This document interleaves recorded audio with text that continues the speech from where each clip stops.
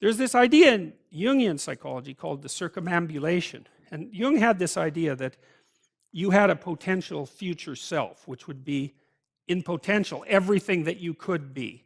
And that it manifests itself moment to moment in your present life by making you interested in things.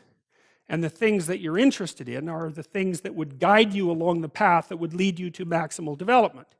Now, it sounds like a metaphysical idea or a mystical idea even, but it's not. It's not. It's a really profoundly biological idea. The idea is something like, well, you're set up so that you're automatically interested in those things that would fully expand you as a well-adapted creature. Well, like, there's nothing radical about that idea.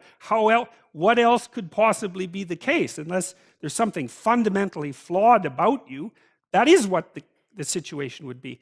It's kind of interesting to think about how that would be manifest moment to moment, but the idea is something like, well, your interest is captured by those things that lead you down the path of development. Well, that better be the case. Okay, so that's fine. And so there's some utility in pursuing those things that you're interested in. That's the call to adventure, let's say. So, and the call to adventure takes you all sorts of places. Now, the problem with the call to adventure is, like, what the hell do you know? You might be interested in things that are kind of warped and bent. And often it's the case that when new parts of people manifest themselves and grip their interests, say, they do it very badly and shoddily. And so you stumble around like an idiot when you try to do something new. That's why the fool is the precursor to the savior from the symbolic perspectives, because you have to be a fool before you can be a master. And if you're not willing to be a fool, then you can't be a master. So you're gonna, it's an error-ridden process. And that's also laid out in the Old Testament stories, because the first thing that happens to all these patriarchal figures when God kicks them out of their father's house when they're like 84 is that they run into all sorts of trouble, and some of it's social and some of it's natural and some of it's a consequence of their own moral inadequacy. So they're fools.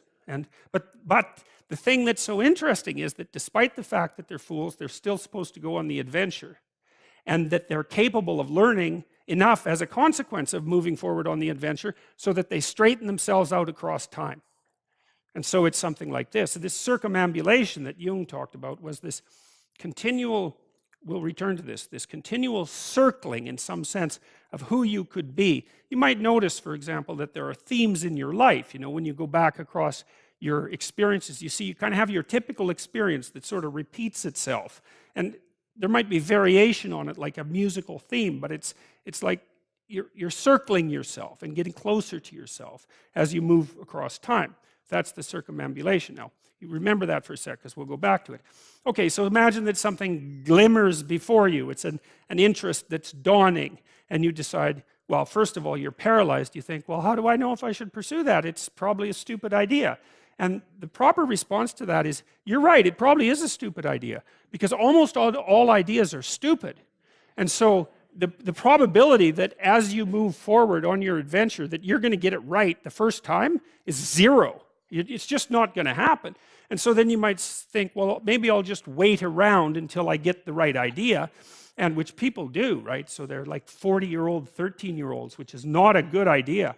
And so they wait around until it's waiting for Godot, until they finally got it right. But the problem is you're too stupid to know when you've got it right. So waiting around isn't going to help, because even if the perfect opportunity manifested itself to you in your incomplete form, the probability that you would recognize it as the perfect opportunity is zero. You might even think it's the worst possible idea that you've ever heard of anywhere. Highly likely. Highly likely.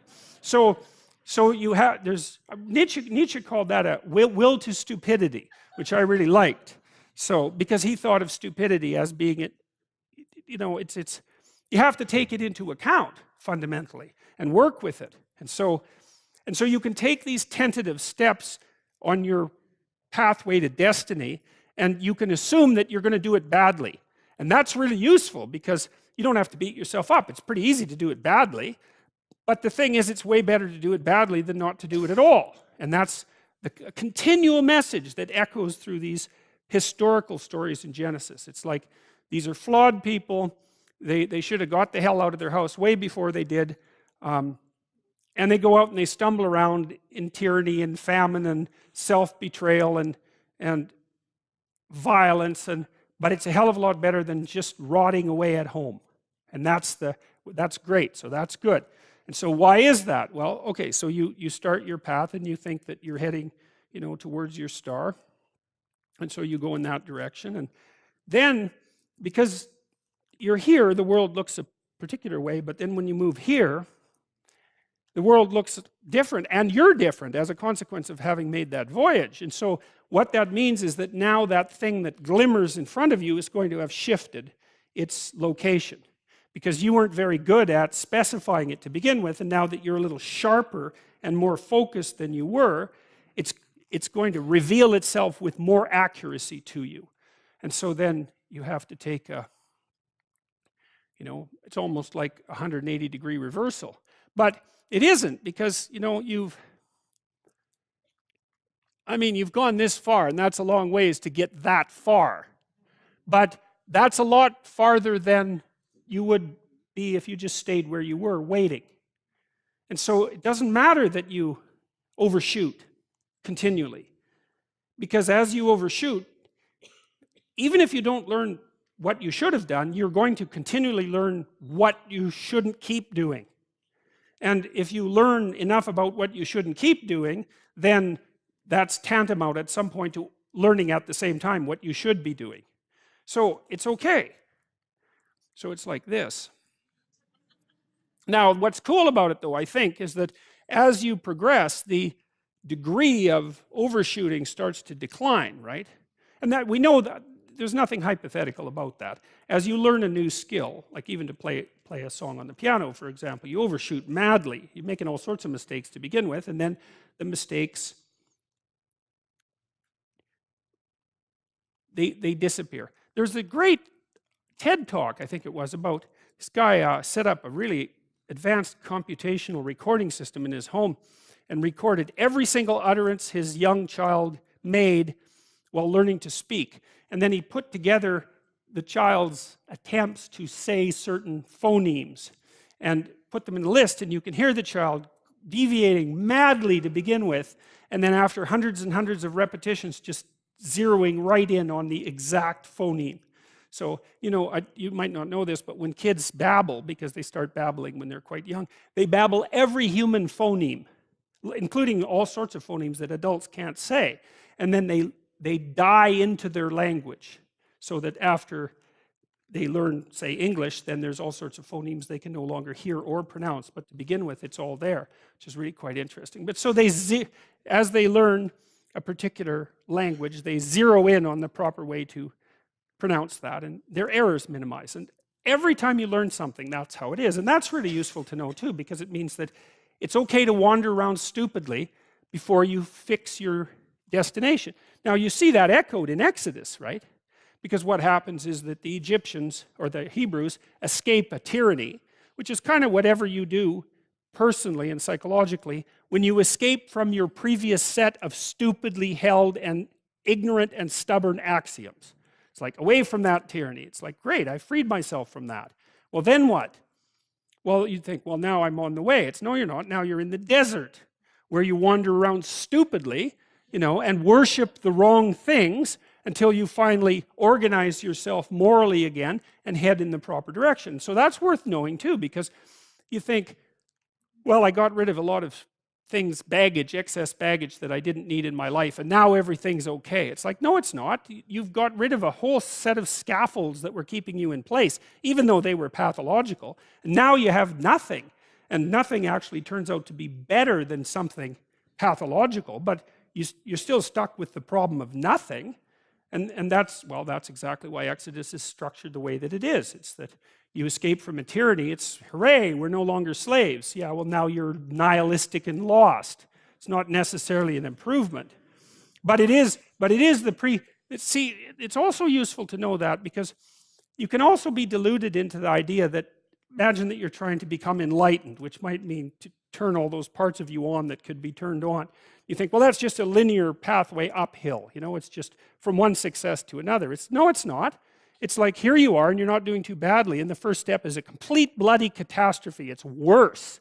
and then maybe you can pull yourself together and you hit a new plateau, and then that crumbles and shakes, and bang, it's worse again. And so, because part of the reason that people don't become enlightened is because it's punctuated by intermittent deserts, essentially, by intermittent catastrophes.